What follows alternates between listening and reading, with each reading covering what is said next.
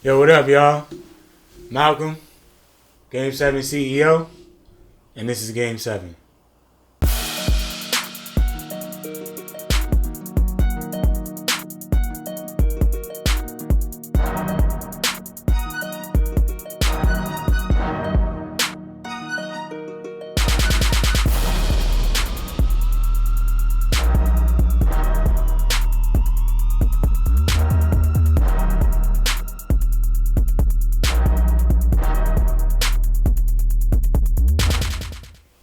Alright, so I'm in class teaching ninth grade math.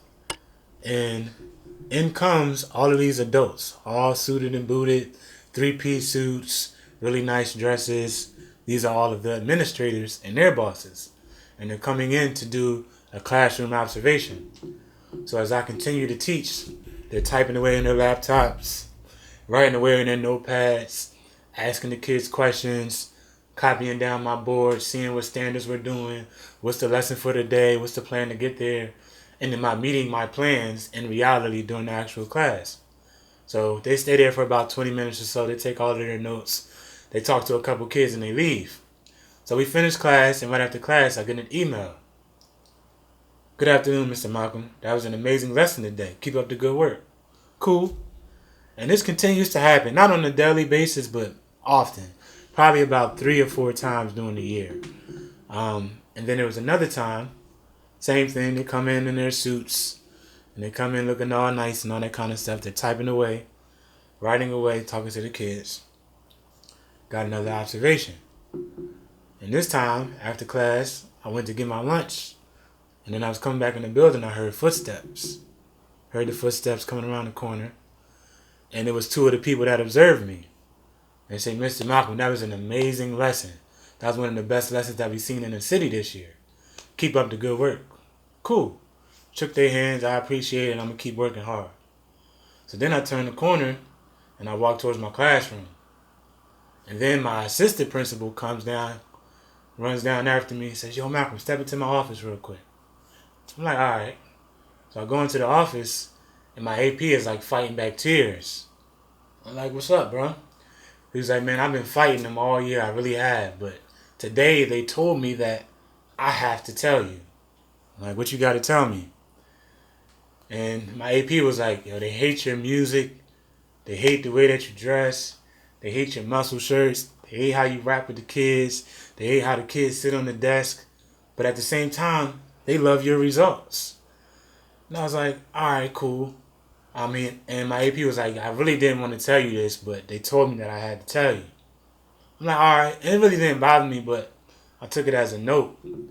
And I noticed that day that I was there for a why, and a lot of people were there for a what. I was really there to impact the kids and be a positive role model for them in a much bigger aspect than just math. And to be able to teach them about life, and to be able to teach them the morals, values, and principles that I knew through math, understanding that the old school factory warehouse kind of school method is pretty outdated. So I had to kind of find a mix. And I think because I did things the way that I did them, I was able to get the results that the people liked. But cool. And as I finished out my year, my couple of years at that school, I kept having struggles about how to fit in into the standard teaching mode, but I kept getting tremendous feedback about my results. So I went through this process, and then I ended up leaving schools, going to a much calmer kind of school, very different backgrounds, and it was supposed to be a better experience. But when I got there, I noticed it was the same book, different chapter. And that told me something, that a lot of the students that I were teaching really cared, but they did not learn how to learn. And because they were operating at such a deficit, they did a lot of things consciously and subconsciously to avoid their work. And they needed to learn how to learn so that they can even do their work. So as I was teaching again, there was another observation. And that same AP back in the day who had my back, who had came to me about the issues that other people had, challenged me and said, Yo, Malcolm, I brought you to this school for a reason. I didn't bring you here for math. I brought you here for the relationships that you can build with the students and for your ability to drive them. What you gonna do? Alright. So I don't think that my boss at the time knew what I was going to take with that information. So with that information, I started Game 7. And it started out just as some meetings in the mornings before school, teaching the kids how to develop character, teaching them how to be healthy, teaching them financial literacy, analyzing some videos, teaching them to read without them knowing that they were learning to read, teaching them about math without them even knowing that they were learning to do math. And I started the mentorship program just in the morning. And then one of my partners, Kendall, ran into somebody who worked at a local high school. And they were looking for Kendall to come in and speak to the kids. So myself and my other partner, Justin, told Kendall, don't even say nothing back yet. Because everybody and their mama out here speaking to the kids. Let's find a way that we can be different.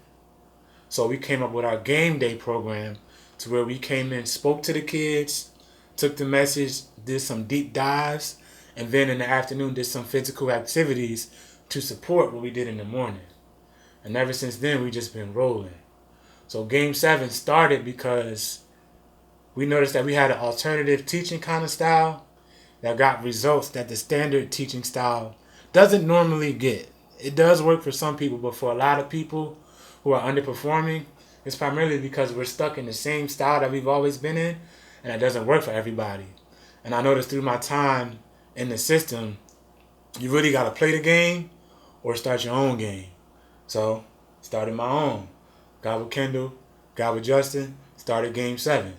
And we noticed that the biggest issue with the kids that we have worked with up to that point, and seeing a lot of people around us who were a product of the school system, public, private, college, whatever, the American school system, people didn't try hard enough, which told us that people didn't really have goals and they didn't have ambition.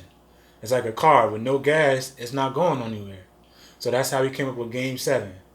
Goals and ambition mean everything. And you got to have those same goals, those same ambitions 7 days a week so that you can overcome the deficit that you have in whatever area. And then after that, continue to thrive.